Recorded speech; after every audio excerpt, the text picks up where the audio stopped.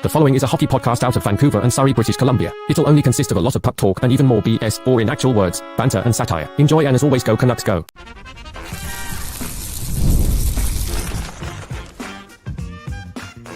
You're Locked On Canucks, your daily podcast on the Vancouver Canucks, part of the Locked On Podcast Network, your team every day. Hey, welcome to the postcast here on Locked On Canucks. My name is Trevor Beggs. That guy is Kyle Bowen. We're coming to you after a 5-3 loss to the Buffalo Sabres. And Kyle, you're maybe a more emotional guy than me. You're saying time to trade everyone, trade the team, sell the team. I'm telling you, man, this is the perfect tank game, man. And there's a couple guys I think the Canucks should keep as they embark on the perfect tank mission here. But first and foremost, I missed you, man. It's been a few hours. How you doing? How's life? Has 2026 turned around for you yet? Not really. Just got a call from the vet saying that I got to pick up Loki's ashes, tonight after the game. Well, not, after my day here at the studio. And the Canucks just, whatever. They're going to lose games and whatnot. And today they almost come back and tie up the Sabres and Buffalo and whatnot. But at one point they're down 4-0 in the third period.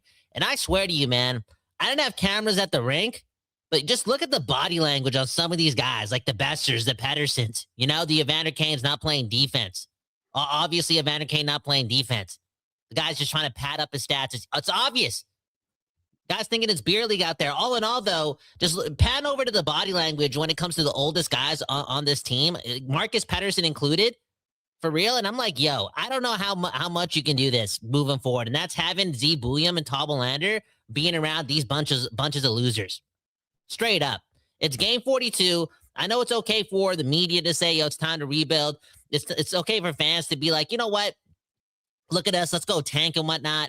But like, what are the players going to feel embarrassed that them as professional athletes are just constantly getting piled on? It's been years and years and years and years of losing. Here's the second half of the season. You would think you'd see some fight, just defensive laps after defensive laps after a pretty strong first period where, again, Epatuka Luukkonen, that guy in net was just doing his thing. All in all, though,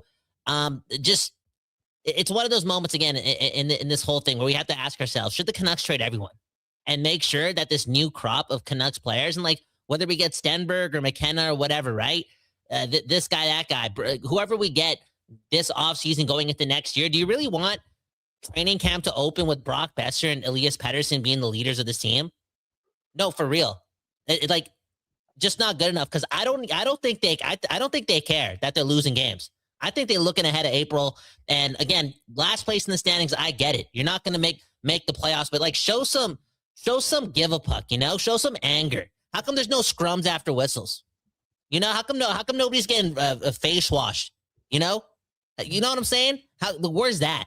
Like, is anyone angry about this, or are you just collecting checks out there? And again, I don't want that energy around the Z Bouillons and the Tom Landers of the world. Yep, there you go. Your check collecting Vancouver Canucks. Kyle, this makes you think of a fun game that we should play right now, man. Let's do it. I thought this was a Canucks show. He thought this was a Canucks show. The Canucks, man, a depressing bunch. But I wanted to throw this at you. You're talking about trade everyone off the team. I want you right now, Kyle. Pick 5 players on this Canucks team that you would keep if you had to keep 5. Like what, the young players, like Z Bouillon, Tom Lander. I'm thinking Linus Karlsson. I'm sorry, dude. I'm sorry. That's how bad it is right now. 5 is hard, man. It's a tough game. It's tough, man. It's a tough one. Like Petey, the other guy barely played games, but Valentino Martini Mancini the third. Like, I don't know if he's a Canuck or you consider him an Abbotsford Canuck. You're literally picking a guy off the AHL team that you keep right now. That's the state of how it is in Vancouver, right? That's crazy. That's crazy. I'll throw Demko in there too. Maybe I'll throw Ogren in there too. And again, I'm going to let you answer the question first, and I want to talk about Ogren after. But hard question to answer. And just again, Trevor, the body language, man. These guys don't care, man. They don't care, man. And I'm sorry, I don't want when Lander and Bouillon and DPD and all these young guys, when Lecker Mackey gets called up, I don't want them to be around that type of energy where it's like, oh, that's what an NHL player is like. Oh, when there's 40 games left in the season, like we're out of it. You don't have to, fight every shift. You don't got to act like there's an ability to come back. Like, yo, if I'm Besser and Pedersen, like, it wasn't that long ago when St. Louis went on a magical run and did their thing. I'm not saying it should happen. I'm not saying I want that to happen, but I want my athletes representing my city to fight, to battle, and not crumble. So yeah. Anyways, who are the 5 that you would keep? Yeah, again, just kind of thinking on the spot here. It's obviously Z Buyam, Tom Melander, Liam Ogden. I think I keep Atu Ratu, man. I think that guy's been underutilized here. And the 5th one might surprise you, but it's Tyler Myers, baby. And I'll tell you why. I mean, I think Tyler Myers is the perfect tank commander for this Canucks team. And honestly, I feel like right now the Canucks are learning to perfect the tank. Kyle, I know what you're saying. You don't want that loser energy around the team. You don't want guys moping and doping. You don't want guys moping around the team right now. But Tyler Myers brings a good vibes in the dressing room. Nice guy, a good leader, at least in terms of the person he is, maybe not necessarily the player on the ice. And right now, Tyler Myers, a couple times in this game, floating out of position for chances against, floating out of position for goals against. I think Tyler Myers is one of the perfect tank commanders in this team right now. The Canucks are pretty much giving up a goal a game because of a blunder that Tyler Myers is making right now. So I'd be keeping Tyler Myers around for the tank for a couple of reasons there, man. Let's go, baby. Speaking of blunders, we forgot to mention Filip Hronek, but dude, I'm just saying, if you're gonna move off of like a lot of these guys and you have a surplus of D, like let's say the Canucks draft what's his face, Keegan. I gotta start knowing these guys' names and birthdays, man. Verhoff or whatever his name is. Like maybe you trade Hronek to replace Elias Pettersson or something, like or a winger or what. I'm being straight up. Like I'm talking like, yo, this thing needs to be ripped to like, what's the saying? The studs or whatever. Like it's very dangerous if the Canucks go into next September with some quote unquote leaders coming back. And if a guy like Elias Pettersson and Brock Besser are coming back next September, like strip the A's, like reset the whole thing. Yeah, 100%. And I'll tell you why Filip Hronek wasn't one of my 5 guys I would keep around, because look at where the Canucks are right now. Filip Hronek, a great player on the ice. I think he's a different dude in the dressing room than he is around the media. But that's one of your most valuable trade assets if you can convince this guy to go. Like, I don't think Filip Hronek is going to be as good as he is now by the time the Canucks can compete for a Stanley Cup. And that's got to be the lens through which we view everything, right? Oh. So I would be keeping Tyler Myers over Filip Hronek, man. Clip that. Let's go. And answer the question. My kids are screaming. I'll be back in a minute, bud. Okay. Do your thing. Take care of your kids. Yeah, I mean, on Filip Hronek, he's one of my favorite players. The guy battles. He's a culture guy. You want that guy to have a letter, and he does now. And you want him to set the tone. And maybe if like Besser and Pettersson are gone and DeBrusk and whatnot, like having that guy be like one of your veterans, a guy that doesn't take a shift off, like that's cool. That's great. But as Trevor alluded to, is this it when it comes to like him reaching his peak value? I feel as if this guy has a ton of respect across the league. He's going to get a good look at the Olympics too. I'm not going to compare him to Jacob Slavin, but I'm going to compare him to Jacob Slavin on his own accord, right? Maybe not as good with his stick, right? Maybe not as lethal as a shutdown guy, but underrated, yes, and B, just extremely good. Like sometimes I watch Filip Hronek for a stretch of 20 games. I'm like, oh crap, this guy's like 89 overall. This guy's like 90 overall. Just a solid hockey player. And if the Canucks are resetting everything and bringing in that young blood, and maybe it's not this summer, maybe it's next summer when the Canucks aren't going to be good, not going to play playoff games with a guy like Filip Hronek anytime soon. Like by the time the Canucks get to that point, like how good is Filip Hronek? He's going to reach like 29, 30, 31, 32. Maybe this is the best time to move off of him. That being said, I guarantee this guy's still going to be good at 32 or 31, right? Like I still think so. So it's a double-edged sword. All in all, though, a lot's got to change, man. A lot's got to change. And please, Canucks fans, don't look at the fact that this team almost came back today. Don't do that. Ogren goal was a little nasty. The DeBrusk goal, a little lucky. Broken play. I guess broken plays happen and they lead to goals, but it wasn't like, to me, the Canucks deserved to come back. Like they got that 4-minute penalty from Tage Thompson. It gave them a little bit of momentum.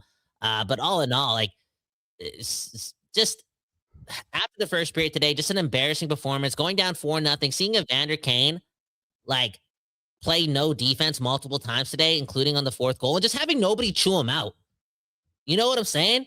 Like stuff like that. There's no leadership on this team.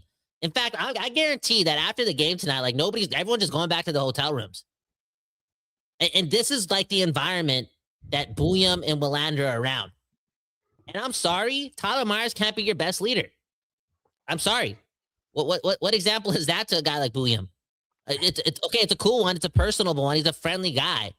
But when your fourth best defenseman, your fifth best defenseman is like the captain, the glue guy, the guy that's the cool guy, the socialite. Like, nah. I don't know, man. Like, it's got to reset. And I want this team going into next season, giving the reins to Willander and Bouillon to set the tone. Set the tone. You guys set the culture. Even if you guys struggle next year with wins and whatnot, you guys are in the room bringing everyone together. You guys are in the room facing the media. You guys are in the room like being the leaders, being groomed to be leaders, and not being groomed by the contingent before them, but just like, yo, throw them in the fire and let them do it themselves. Maybe with the aid of the head coach, but I do not want like Elias Pettersson showing these guys the ropes.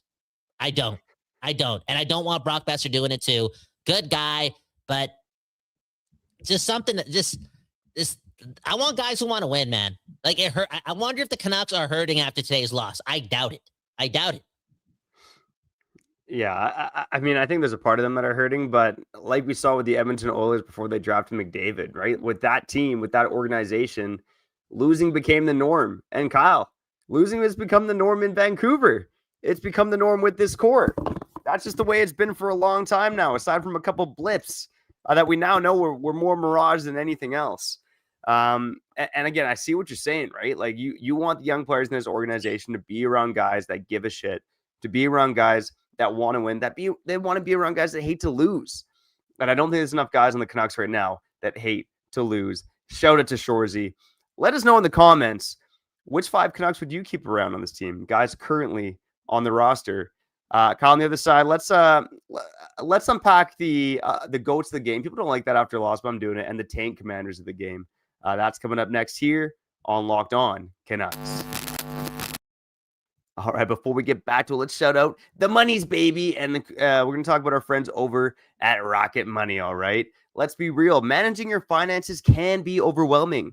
Between subscriptions you forgot about, bills that keep going up, and trying to figure out where all your money actually goes each month, it's easy to feel like you're losing control, much like the Vancouver Canucks, and nobody wants that. And who has time to track down every transaction or hunt down hidden fees? No one. And that's where Rocket Money comes in. It's the personal finance app that helps you take control. It finds and cancels your unwanted subscriptions. Boom, bam, that's power, baby. It also monitors your spending and helps lower your bills so you can grow your savings. Kyle, have you had that money chat with your girl yet this year? It's coming up. Ooh, woo, Coming up. Maybe I can postpone it, because of what happened last week. Who knows, man? Yeah, one love to Loki, man. One love to Loki. Watching over all of us. Shout out to Kyle's dog. And shout out to Rocket Money. All right. Go improve your financial well-being with Rocket Money. Reach your financial goals faster. Join at rocketmoney.com/locked-on. That's rocketmoney.com/locked-on. rocketmoney.com/locked-on.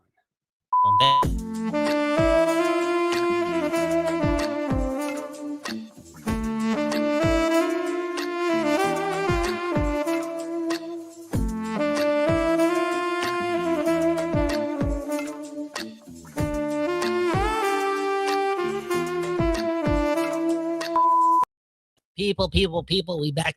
Excuse me, we back doing this, talking about your Vancouver Canucks. Speaking of the people, let's get to the comments here on Locked On Canucks. Garrett Moss saying, all in all, that was a great tank game. And homeschool for you saying the exact same thing. And I know I'm coming off angry and all that jazz. I know, again, good tank game.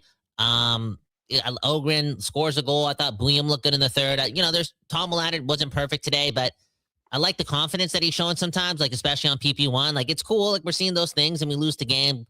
Boom, bam. Yeah, take it to the bank. But there's just something about how this game got to 4-0, seeing how this team imploded in the second, and just seeing the body language from some of the veteran players. And that just really ticked me off, man. It really ticked me off. And I wonder if like, you know how you said losing is the norm? Like, yeah, like it's just you know how these guys are guys like Elias Pettersson, it's just the business, like it's the business side of things, like all that jazz. Like again, I think that's so like ingrained in their minds, and it's so depressing to be a Canuck. But again, they're collecting checks, making money. Maybe they're like, oh, we don't have the best team. Obviously, we're going to lose these games. It's a business. It's a business. We're in a transition period. It's a hybrid rebuild. It's a business. It's a business. That again, they don't even get up for these games. Like it doesn't, again, hurt to lose. And I don't care if your organization is going through a rebuild or a retool. I don't care what players are in the rink. I want my top guys, especially guys who are in like the 0.01% when it comes to player salaries, to just have that fire. Have that fire. Like it's 3-0. You're getting paid 4-0. Like, where's the Elias Pettersson body check? Where's that? Where's anything? Like we need to see that. We need to see that. I'm sorry. It needs to happen. And we'll still lose, but I want to see that fight. I want to see like guys leading by example. And say what you want about Besser picking up 2 points and Elias Pettersson scoring a nice goal from the slot today in the third period or whatever. But I look at how this team got to 4-0 and I'm like, yo, it's not embarrassing for them. Like, let us be the emotional ones, but I want to see the players on this team, especially the veteran guys, just have fire, man. Have fire. Yeah, again, not enough of that going on. And Kyle, I see why you want to keep Kiefer Sherwood. Do you want to keep Kiefer Sherwood, by the way? No. It's all good. Like, and Kiefer Sherwood today, I mean, he should have had like 5 points today. He was all over it. Not, again, makes the mistake on that shorthanded goal. And again, not the perfect player, not the best defensive player, but he was all over the ice today. Like, yeah, how is he more of an effective 5-on-5 offensive player? Even on the power play, he's more effective than Elias Pettersson. How is like Linus Karlsson, Max Sasson, and Liam Ogren? Like, that's the line that generated the momentum in the third period. And I'm not even surprised. Like, that's the norm for us now. You know? Yeah, 100%. I even felt the other night, I think it was Ogren, Höglander, and Ratu were the Canucks' best line. And not that they were great by any means, but they were the Canucks' best line, which is saying something. And look, I think, Elias Pettersson, Jake DeBrusk, Linus Karlsson, they struggled as a line at 5-on-5 tonight. Of course, we got the switch later on with Kane and Besser playing with Elias Pettersson, but yeah, just not enough. Come on, it's okay, Kyle, for you and I to participate in 420. Pop the weed gummies, play some games, whatever. Not that I play video games anymore, but these guys, competitive NHL players. Come on, man, you need to show a little more fight. But speaking of the fight, you mentioned one of those guys. But let's get to it. Some goats of the game and tank commanders of the game, baby.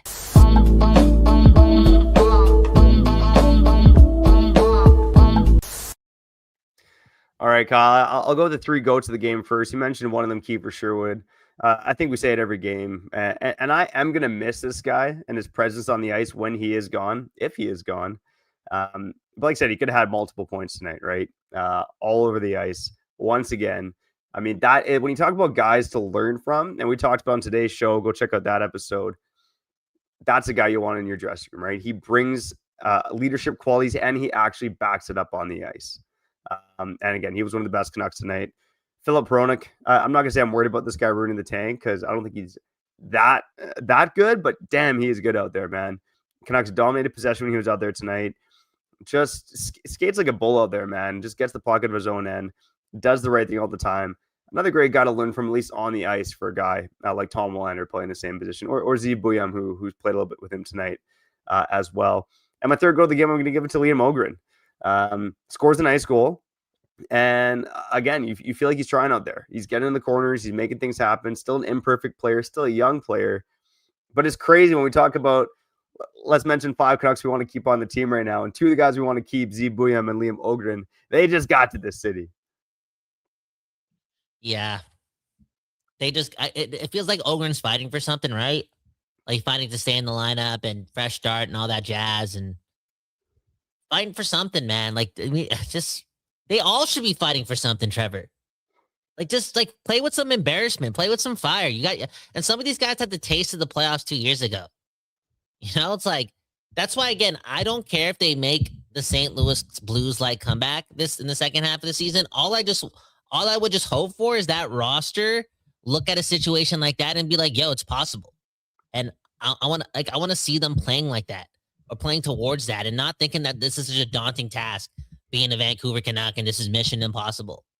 Like it's kind of embarrassing again seeing Ogren, Maxison, and Linus Carlson continue to just like be the spark plug line. And yo, kudos to them. If you want to just like lean on that for a bit, just for some positivity, Trevor, like the Canucks, I don't know if it's like an opportunity thing. You know how like on bad teams, like there's certain players that just look good because they were given all this opportunity, right?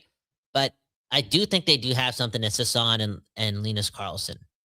Like they got something there where in their bottom six, they can turn out like those two can turn out to be like impact players, in my opinion. Yeah, I'm curious. Like, maybe go a step further. Like, what does those two look like an impact player mean for you? Like, what does that mean for their future? What are you seeing in terms of I'm potentially being seeing impact like players? it's a playoff series. There's a 7-game playoff series, and there's one game in like each series where they get 2 goals. Not each, but they're doing their thing. Like there's a level of skill there. And honestly, there's a level of fight there, man. Like they're making plays, they're getting into tough spots. Linus Carlson, hard to play with along the boards. Matheson, not afraid to take it to the net. Like there's just that want to win, and I think they could find themselves in that situation where on a good team, yeah, it's the 10 to 15 goals a year. It's the 25 to 30 points. It's maybe getting better in the defensive zones. You're not being like a liability. But all in all, I do think that in a playoff series again, they could get you an overtime goal, Like again, they have and they did it with the AHL team as well. Like there's some pedigree there for them to have like some clutch moments. But all in all, I just think those two in the first half of the season and now in the second half of the season, right? They've been consistent. Well, and Kyle, you mentioned the goal scoring. Like, look at the paces they're on right now. Max Sasson, he's on pace for 17 goals this season. Yeah. 21 points. He doesn't have many assists. I still do want this guy's better, maybe as a fourth line winger. But again, he looks like an NHL player, right? One of the fastest guys. He's probably the fastest guy on the team. And Linus Carlson right now, he's on pace for 21 goals and 38 points. I mean, goddamn, those are good numbers for guys that were AHL players last season, right? So, shout out to those guys. On the other side, Kyle, let's shout out the 10 commanders of the game and some of the best comments as we wrap up here on Locked On Canucks.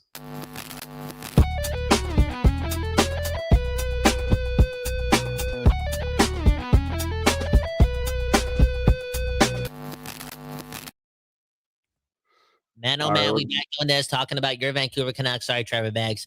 I was reading the comments, a bit of a slow start there after the break. It is what it is. That's life, man. That's life. 7 days ago, Loki leaving us. Rest in peace to him.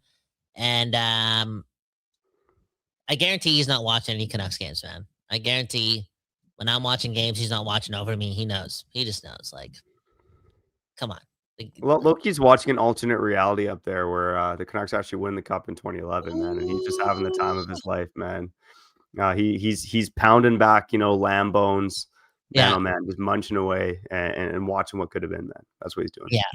Okay, Trevor. Again, we got some comments to read. Can you pick out some? Like, my bias is going towards a certain type of comment, so I just want you to balance out the episode. Okay. To finish off this episode, Trevor. Percentages on Elias Pettersson trade rumors heating up again. Oh, 100% they're going to heat up with the team where they're at. I don't know to what level they're going to heat up, but I can guarantee they're going to heat up to a certain degree as we get close to the trade deadline. And especially if he keeps scoring and putting up points like he does tonight. Like if he plays a mediocre game. Like I felt like I didn't even notice this guy for the first 2 periods of the game. And then he goes and scores a beautiful goal. Man, oh man, this guy's also been posting the good fantasy stats too. I do wonder if like the production ticks up for Elias Pettersson.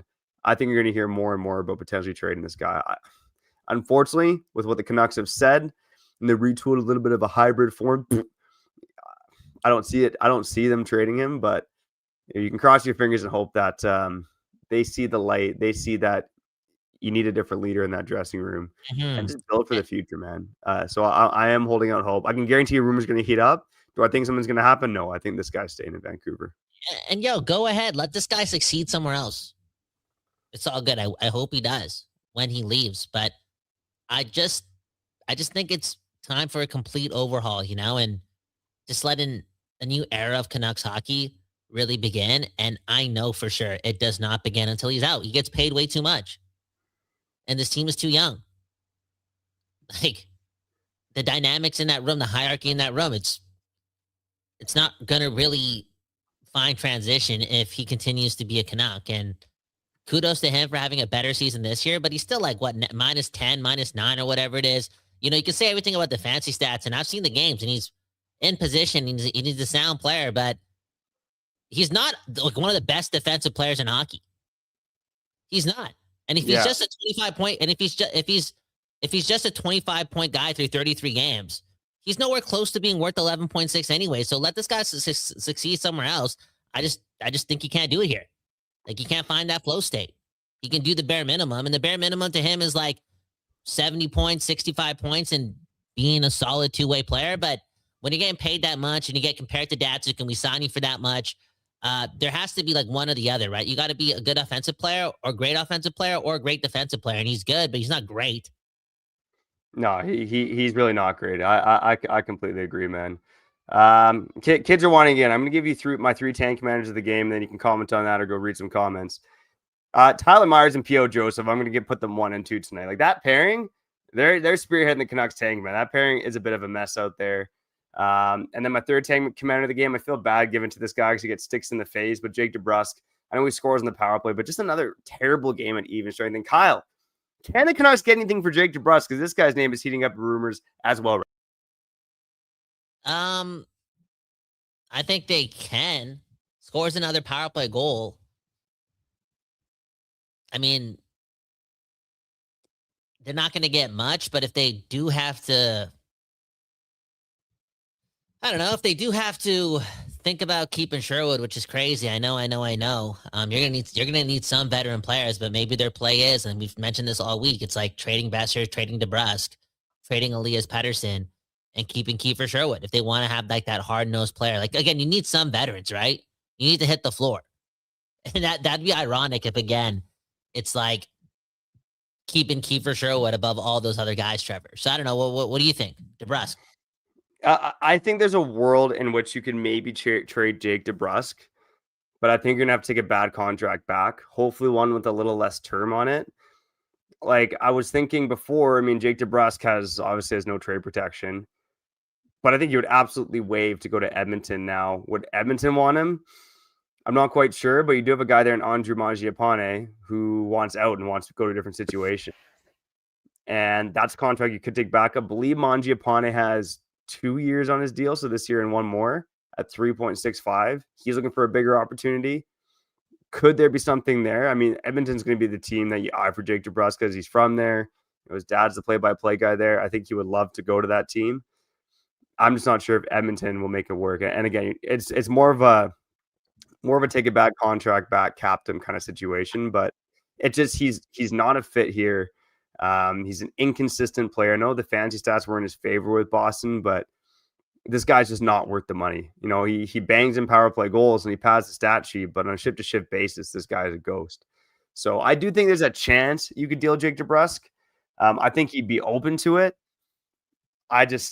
I wouldn't be holding up your hope for any kind of return. You're looking at really a bad contract for a bad contract type deal. And again, this is the Canucks' second highest paid winger, and that's just the reality of where the team is at right now. I'm going to ask the stupidest question here and read the comment right after. Okay, just read one. Get out of here. Go babysit. It's probably going to be Trent Frederick for Jake DeBrusk, right? Oh, if you're the Canucks, I don't think you do that. Of course, but it's probably going to be that. Similar term. Not the money, but the length.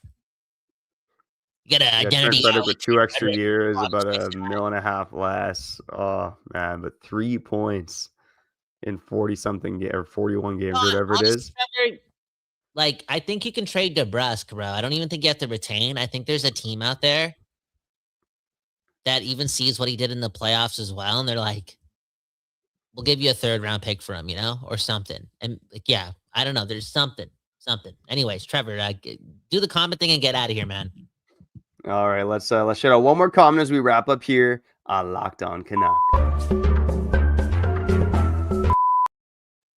This is an interesting question to toss around, man. Is this the worst season in Canucks history? I think, Kyle, in terms of our viewing experience, it might be. Which is saying something. Like, I still think that the Messier-Keenan years were the worst this franchise has seen. When you trade your captain, you strip him of the C, you give it to the guy that just beat you in the Cup Finals, and the coach from that team dismantles the team. Like, I know we were shitting our pants at that time, but I do think though that was probably the darkest moment in Canucks history. Now, in terms of our viewing experience, like the first season I really remember is like 99, 2000, kind of the tail end of the Messier era. Since then, I think it might be up there. Like, I think 2016-17 was the most boring year in Canucks history, right? Like the Chapu Magna year. The Tortorella one was bad. But I think it's probably the last 2 years, like for the hope that this organization had after the 2024 playoffs. You go to last season and Pettersson's a shell of himself. He's fighting with Miller. He's gone. But like it's a toss between the last 2 seasons because these are really dark years, man. I don't know if you agree or if any of the Benning years seem darker to you. Oh, no. But I'm probably going to go with this season just because you traded your captain to Quinn Hughes. And I said at the time, like, aside from the Canucks losing in the finals or aside from Messier and Keenan coming to this team, I think that was probably one of the darkest moments in Canucks history. So I'm probably going to go with this season. I said it before and I'll say it again, man. And it happened, if the inevitable were to happen and Quinn Hughes was going to leave and this team wasn't going to be able to rebound and Elias Pettersson was never going to, get back to form, then yeah. What was that pun that I made up? Like, it was like, it would get Messier than what it was 25 years ago or 26 years ago. And it happened now. And I don't mean to do this in a bully way. I know it's 2025, but it's just sports. When it's all said and done, and like if Elias Pettersson continues to not rebound in his next team, but if he does rebound on his next team, but either or, it doesn't matter. He's going to go down as one of the most like, I don't know if villain's the right word, but he's like kind of right up there with Mark Messier when it comes to like who Canucks fans would despise the most.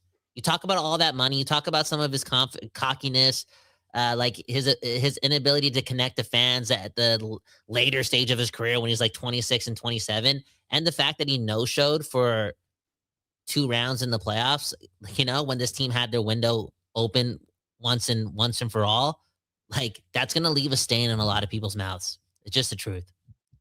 Yeah, you said it best of the time, Kyle. It doesn't get Messier than this.